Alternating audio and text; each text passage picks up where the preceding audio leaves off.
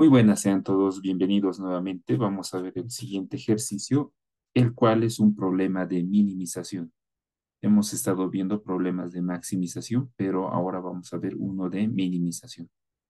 Un problema de programación lineal de minimización en su forma canónica es de esta manera, en donde nos fijamos que las restricciones son mayor o igual. En este caso, nuestro modelo tiene una restricción de igualdad, lo cual va a hacer que tengamos que añadir un tipo de variable que lo vamos a ir explicando más adelante, pero en su forma canónica sería de esa manera. Recordemos que resolver un problema de minimización es igual a resolver el problema de maximización de la misma función objetivo, cambiándole el signo, ¿no? O viceversa, resolver un problema de maximizar una función objetivo z es lo mismo que resolver un problema de minimizar la misma función, pero con signo cambiado. Entonces, nuestro problema de minimización lo podemos resolver resolviendo un problema de maximizar una función W, donde W es nuestra función objetivo, pero con signo cambiado. Las restricciones se siguen manteniendo, siguen siendo las mismas. Lo único que ha cambiado es nuestra función objetivo, le hemos cambiado el signo, y en vez de minimizar, vamos a maximizar esta función. Vamos a aplicar el método de la gran M, o también conocido como el método de penalización. Es una variación del simplex, ya que vamos a añadir una variable, en este caso una variable artificial, y tenemos que penalizar. El procedimiento sigue siendo similar al del simplex. Entonces, el primer paso del método simplex será llevar el modelo de programación lineal a su forma estándar.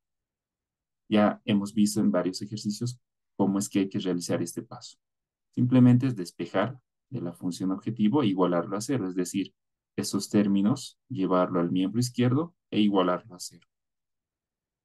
Sujeto a la primera restricción, como es una restricción de igualdad, la vamos a escribir tal cual, pero vamos a añadir una variable artificial, al cual le vamos a llamar r5. Y además tenemos que penalizar en nuestra función objetivo esa variable artificial que está multiplicado por m. M es un valor grande, M tiende a infinito, es decir, un valor muy grande. Podemos decir 1000, 100,000, 1,000,000, o lo podemos dejar así, ¿no? Como una variable M muy grande, positiva. En este caso está con signo negativo en el lado derecho de nuestra función objetivo. Pasaría al lado izquierdo con signo positivo. Y en el lado derecho seguimos teniendo un valor igual a cero. Hacemos ahora lo mismo para nuestra restricción de desigualdad mayor o igual. La convertimos en una restricción de igualdad y añadimos otra variable artificial, R6. También vamos a penalizar en la función objetivo. Recordemos, estaba con signo negativo, pasa con signo positivo. Cuando es un problema de maximización, penalizamos con signo negativo en el miembro izquierdo y pasaría con signo positivo. Cuando es un problema de minimizar, penalizamos con signo positivo y aquí sería con signo negativo. También, si nos fijamos, hemos añadido una variable de holgura con signo negativo, también llamada variable superfluo o variable supera, ¿no? Y no nos olvidamos de las condiciones de no negatividad, incluyendo a las variables que hemos añadido, ¿no? Las variables artificiales y nuestra variable superfluo. Todas tienen que ser mayor o igual a cero. Entonces, recordemos que si tenemos una restricción menor o igual, como hemos visto en los ejercicios anteriores, hay que adicionar una variable de holgura S, ¿no? S sub j más 1. Si tenemos una restricción de igualdad, como es nuestro ejercicio, tenemos que adicionar una variable artificial R sub j más 1 y penalizar en la función objetivo, ¿no? Como lo hemos explicado anteriormente. Y si tenemos una restricción mayor o igual, entonces hay que restar una variable superfluo, como hemos hecho aquí, y a la vez también adicionar una variable artificial R sub j más 1 y penalizar también en la función objetivo. Una vez que tenemos nuestra forma estándar, la tenemos que llevar a su forma simplex tabular, ¿no? Nos dibujamos una tablita. En la primera columna están nuestras variables básicas, que inicialmente es nuestra función objetivo W y nuestras variables artificiales. ¿no? Recordemos que en nuestras variables básicas tienen que estar inicialmente las variables artificiales.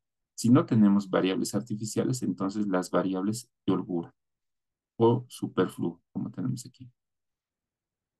La segunda columna es nuestra columna de ecuaciones que tenemos. Tenemos ecuación 0, 1 y 2.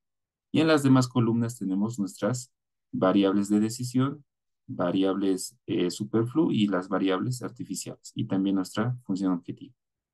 Y en el lado derecho vamos a tener aquí los términos independientes. Entonces llenamos esta tabla. Nuestra función objetivo en la ecuación 0 tiene el coeficiente 1. Para el siguiente tiene el coeficiente 2. Para x2 tiene el coeficiente 3.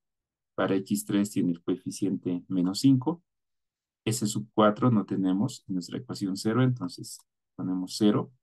En R5 y en R6 tenemos m, que es un valor muy grande, que lo podemos dejar así, m, o ponerle un valor, es decir, darle un valor, digamos, m igual a 1000, m igual a 100,000, o lo podemos dejar así, ¿no? Sea cual más sea para los cálculos más cómodos. Yo lo voy a dejar en el valor m.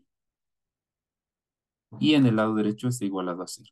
Hacemos lo mismo para la ecuación 0, es decir, para esta restricción, y también para la ecuación 2, esta otra restricción. Copiamos los coeficientes correspondientes. Y esta sería nuestra tabla. Nos aseguramos que estas tres columnas, es decir, de la función objetivo y de nuestras variables artificiales, tengan la forma de una matriz identidad de tercer orden. En este caso tendría que ser 1, 0, 0, 0, 1, 0 y 0, 0, 1. Pero vemos que estas dos no es 0. Esto es m y esto es m. Entonces, antes de comenzar con las iteraciones, tenemos que realizar operaciones entre filas para que aquí nos quede 0 y aquí nos quede 0. Entonces, antes de comenzar con las iteraciones, primero vamos a despejar nuestra tabla. Vamos a copiar en una nueva tabla todo, a excepción de la ecuación 0, que es donde vamos a realizar operaciones. La idea, recordemos, es que esto sea 0 y que esto sea 0. Entonces, primero trabajamos con la ecuación 0 y la ecuación 1. ¿Qué operación vamos a hacer? Pues multiplicar por menos 1 a la ecuación 1 y sumarle la ecuación 0. De tal manera que menos m por 1 nos dé menos m, más m nos dé 0. ¿No? Hacemos esa operación para toda la ecuación 0 y vemos que tenemos estos valores. Lo podemos verificar pausando el video. La idea es que aquí nos quede 0, ¿no? Nuevamente nos fijamos si ya cumple la forma de una matriz de identidad. No, nos falta que aquí sea 0, ¿no? Ya que m menos m por 0 nos da 0 y más m nos sigue quedando m. Entonces, nos armamos otra tablita, copiamos nuevamente todo, a excepción de la ecuación 0, y ahora vamos a trabajar con la ecuación 2 y la ecuación 0. Hacemos una operación similar a la anterior, solo que ahora multiplicamos por menos m a la ecuación 2 y sumamos la ecuación 0. De tal manera que menos m por 1 menos m más m nos va a quedar 0. Hacemos esta operación para toda la ecuación 0 y nos quedan estos valores. Verificamos si realmente nos salen esos valores. Y nos fijamos nuevamente si cumple ahora la forma de la matriz de identidad. Sí, tiene la forma de la matriz de identidad.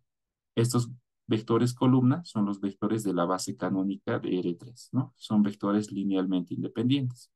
Entonces podemos decir que la tabla está despejada. Ahora sí podemos comenzar con el proceso de iteración, recordando siempre la prueba de optimalidad. Si todos los coeficientes de las variables de decisión de nuestra ecuación 0, es decir, estos de aquí, son positivas, entonces se ha llegado a la solución óptima y detenemos el proceso de iteración. Si no, realizamos una nueva iteración. Esta es nuestra tabla inicial y vemos que tenemos valores negativos. Tengo menos 3m, tengo menos 2m, donde m es un valor grande, entonces tengo valores negativos. Entonces tengo que comenzar con una nueva iteración. Entonces comienzo con la primera iteración. Identifico el valor más negativo, en este caso tengo menos 3m y menos 2m. Si m fuera, por ejemplo, 1000, tendría aquí 2 menos 3.000 menos 2.998. Y aquí tendría menos 5 menos 2.000, tendría menos 1.995. Entonces, ¿cuál es el más negativo? Este, ¿no? Entonces, esta va a ser nuestra variable entrante, x1. Para determinar la variable saliente, ¿cuál de estas tres variables van a salir? Realizamos la prueba del cociente mínimo, que es prácticamente dividir el valor del lado derecho con el valor que tenemos en esta columna. Entonces tenemos 7 entre 1 y 10 entre 2, lo que nos da 7 y 5 respectivamente. De esos dos valores elegimos el valor más menor, en este caso el menor es 5. Entonces, esta es nuestra variable saliente, R6. Hacemos eso en una nueva tabla, ya no tenemos aquí R6, sino tenemos X1, nuestra variable entrante. Y esa sería nuestra fila pivote, ¿no? La ecuación 2. Lo que hacemos ahora es multiplicar por un medio a nuestra ecuación 2 para que nuestro elemento pivote esté 2. El elemento pivote es la intersección de nuestra fila pivote con la columna de nuestra variable entrante. Entonces, la idea es que esto sea 1. Para que esto sea 1, dividimos entre 2 toda la ecuación 2. Entonces tendríamos 2 entre 2, 1. Menos 5 entre 2, menos 5 medios. 1 entre 2, 1 medio. Menos 1 entre 2, menos 1 medio. 0 entre 2 sigue siendo 0. 1 entre 2, 1 medio. Y 10 entre 2, 5. Una vez que nuestro elemento pivote está igualado a 1, comenzamos a escalonar hacia arriba, es decir, que esos dos elementos de aquí sean iguales a 0, ya que recordemos que nuestras variables que están en la base tienen que tener sus columnas, respectivamente, la forma de la matriz de identidad, ¿no? Entonces, aquí tenemos 1, 0, 0. Aquí tenemos 0, 1, 0. Este, por ende, tendría que ser 0, 0, 1.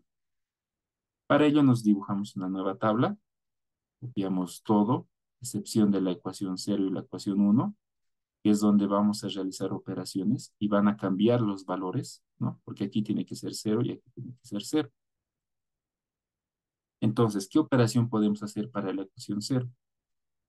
Multiplicar por 3m menos 2 a nuestra ecuación 2, que es nuestra fila pivote, y sumarle la ecuación 0, ¿no? De tal manera que aquí nos va a quedar 0. ¿De dónde sale este 3m menos 2? Pues es el opuesto de 2 menos 3m, ¿no? Si multiplicamos 3m menos 2 por 1 y le sumamos 2 menos 3m, nos va a quedar aquí 0. Esa es la idea. Entonces hacemos esta operación para toda la ecuación 0 y nos quedan estos resultados, ¿no? Podemos ir verificando usando el video para que vean que realmente nos salen estos valores. La idea es que aquí nos salga 0, ¿no? Hacemos de manera similar para este otro valor. Tengo 1 y tengo menos 1. Vemos claramente que tenemos que hacer una simple resta, ¿no? Restar la ecuación 2 con la ecuación 1. El negativo siempre en nuestra fila pivot, ¿no? Ya que si restamos E2 menos E1, aquí nos va a dar 0, evidentemente. Pero el negativo siempre lo tenemos que realizar en la fila pivot. Entonces, haciendo esta operación para la ecuación 1, nos quedan estos valores. Podemos verificar que nos salgan esos valores. Ahora sí, nuestro vector columna de x1 sí es un vector de la base canónica, es decir, sí va a formar parte, ¿no? Junto con los otros dos, de la matriz identidad.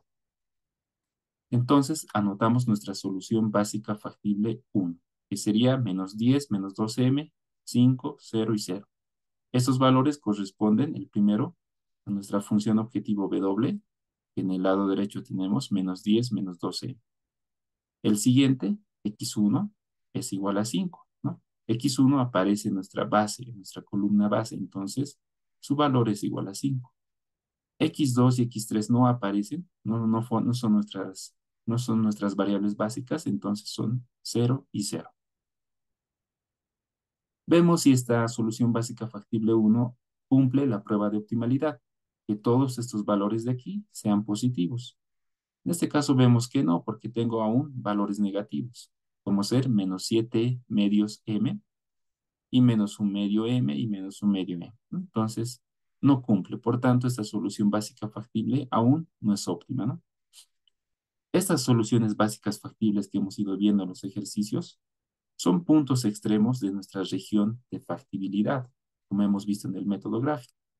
Entonces, el hecho de que esta solución básica factible no cumpla aún la prueba de optimalidad significa que podemos mejorar todavía el valor de nuestra función objetivo. Como es un caso de maximización, podemos incrementar aún el valor de W a un valor más óptimo, ¿no? Eso es lo que vamos a hacer en una segunda iteración. Copiamos la anterior tabla, esta tabla que tenemos en aquí, y vamos a buscar nuevamente cuál es nuestra variable salida. Para ello elegimos el valor más negativo. Tengo menos 7 medios m y menos 1 medio m. ¿Cuál es el más negativo? En este caso, menos 7 medios m, ¿no? Entonces, x2 es nuestra variable entrada. Pero, ¿qué hubiese pasado por un momento si este fuese positivo? Hubiésemos tenido menos 1 medio m y menos 1 medio m. Ambos son valores más negativos. Entonces, ¿cuál de los dos elegimos? Si nos encontramos en ese caso, en algún ejercicio que tengan, podemos elegir arbitrariamente, ya sea x3 o s4. Eso es lo que nos dice la teoría, que si tenemos un empate, ya sea de 2 o 3 o muchos valores que son iguales de negativos, arbitrariamente podemos elegir el que nosotros queramos, cosa que no sucede cuando tenemos en el caso de la variable saliente. Si tuviésemos un empate, por ejemplo, vamos a hacer aquí la prueba del cociente mínimo, y la división de este valor con este nos va a dar un cierto valor, y la división de este valor con este nos da otro cierto valor. Si ambos valores son iguales, aquí no podemos elegir arbitrariamente cuál va a ser nuestra variable saliente. Tenemos que aplicar lo que son las reglas lexicográficas. Cuando tengamos un caso en el que tengamos aquí un empate, lo vamos a ir explicando, pero tenemos que aplicar las reglas lexicográficas. En este caso, si nos fijamos, la división va a ser 2 entre 7 medios, lo cual nos da 0,57. Y tengo 5 entre menos 5 medios. Como aquí tengo un valor negativo, no voy a considerarlo en mi prueba del cociente mínimo. Si mi denominador, es decir, este valor es negativo o es 0, no lo considero en la prueba del cociente mínimo, solo si es un valor positivo. Entonces, como aquí solo tengo un único valor, esta será mi variable saliente, ¿no? R5. Realizo eso entonces en una nueva tabla. En vez de R5, ahora voy a poner X2, que era mi variable entrante. Y si se acuerdan del paso anterior que hemos hecho, tenemos que convertir nuestro elemento pivote en la unidad, ¿no? Es decir, 1. Para que esto sea 1, lo que puedo hacer es multiplicar a toda la ecuación 1 por 2 séptimos. De tal manera que 2 séptimos por 7 medios me queda 1. Hago esta operación para toda la ecuación 1. Entonces, ¿qué nos queda? 0 por 2 séptimos, 0. 7 medios por 2 séptimos, 1. 1 medio por 2 séptimos, 1 séptimo. 1 medio por 2 séptimos, también 1 séptimo. 1 por 2 séptimos, 2 séptimos. Menos 1 medio por 2 séptimos, menos 1 séptimo. Y 2 por 2 séptimos, 4 séptimos. Una vez que mi elemento pivote está igualado a la unidad, lo copio en una nueva tabla. No voy a copiar casi todo, a excepción de la ecuación 0 y la ecuación 2, que es donde tengo que realizar operaciones de tal manera que este vector columna de x2 tenga la forma 0, 1, 0. Entonces tengo que convertir este valor en 0 y este también en 0. Hago nuevamente operaciones entre filas. ¿Qué operación puedo hacer? Multiplicar por 7 medios m menos 8 a la ecuación 1 más la ecuación 0. De tal manera que aquí me quede 0. ¿De dónde sale este valor? Nuevamente es el opuesto de este valor, ¿no? Si aquí tengo menos 7 medios, en aquí anoto 7 medios. Si aquí tengo 8, en aquí anoto menos 8. Y hago esas operaciones para toda la ecuación 0. Entonces me quedan estos valores que pueden ir verificándolo ustedes pausando el video. Para la ecuación 2, de igual manera hago el mismo análisis. Tengo aquí menos 5 medios. Entonces multiplico por 5 medios, el opuesto, ¿no? De este valor. Multiplico por 5 medios a mi fila pivote, es la ecuación 1, y le sumo la ecuación 2. Entonces, ¿cuál es mi nueva ecuación 2? Pues esta, ¿no? Estos valores que ustedes pueden comprobar. Una vez que ya tengo mi vector columna como un vector de la base canónica de R3, anoto lo que es mi solución básica factible 2. Ya sabemos a qué valor corresponde cada componente, ¿no? Primero al de la función objetivo, x1, x2 y x3. X1 y x2, si se fijan, están en la base, por tanto tienen un valor determinado. Mientras que x3, como no está en la base, entonces vale directamente 0. Veo si esta solución básica factible 2 cumple la prueba de optimalidad. Veo que no, porque tengo aquí un valor negativo. Aquí otro también, ¿no? Entonces, aún no cumple la prueba de optimalidad. Significa que este punto, que es un punto extremo, ¿no? Una esquina de nuestra región de factibilidad, aún no es el más óptimo. Entonces, debo realizar una nueva iteración. Hago una nueva iteración, voy a nuevamente determinar cuál es mi variable entrante, elijo el valor más negativo. ¿Cuál es el valor más negativo? Veo que menos 50 séptimos. Entonces, nuestra columna, ¿no? X3 es nuestra variable salida. Hago la prueba del cociente mínimo, como hemos ido explicado anteriormente. Como aquí es positivo y aquí es positivo, considero ambos valores en mi prueba del cociente mínimo. Elijo de estos dos valores el más menor, el menor es 4, entonces esa es nuestra ecuación donde está nuestra variable saliente. Hago en una nueva tabla el cambio, aquí ya no es x2, sino es x3. ¿Qué es lo que hacía después? Este elemento pivote lo voy a convertir en la unidad. Tengo un séptimo. ¿Por qué valor tendría que multiplicar a mi ecuación 1 para que aquí me quede 1? Evidentemente por 7. Multiplico por 7 a toda la ecuación 1, entonces tengo aquí 7 por 0, 0, 7 por 1, 7, 7 por un séptimo, 1, un séptimo por 7, 1, 2 séptimos por 7, 2, menos un séptimo por 7, menos 1, y 4 séptimos por 7, 4. Una vez que lo he convertido a la unidad, lo escribo en una nueva tabla, todo excepción de la ecuación 0 y la ecuación 2, ¿no? Ya que tengo que convertir aquí este valor en 0 y este otro valor también en 0, ¿no? Hago operaciones elementales. Si se dan cuenta, tengo que multiplicar por los opuestos de estos valores, ¿no? Aquí, por 50 séptimos a la ecuación 1 y le sumo la ecuación 0. Hago esa operación para la ecuación 0 y voy a tener estos valores. Y para la ecuación 2, multiplico a mi ecuación 1 por el opuesto de este, el opuesto de 6 séptimos, que sería menos 6 séptimos. A la ecuación 1 más la ecuación 2. Entonces tengo estos valores. Una vez que he convertido mi vector columna x3 en un vector de la base canónica, escribo la solución básica factible 3, ¿no? El valor de mi función objetivo es 14, x1 está en la base, vale 3, x2 no está ya en la base, entonces vale 0, y x3 está en la base, vale 4. Veo si esta solución básica factible cumple la prueba de optimalidad. Veo que ahora sí, porque todos los valores que tengo aquí, todos estos coeficientes, son positivos. Aún si aquí tengo un menos 7 más m. Recordemos que m es un valor muy grande, por decir 1000. 1000 restado con 7 sigue siendo un valor positivo. Entonces, cumple con la prueba de optimalidad. Por tanto, esta es mi solución óptima.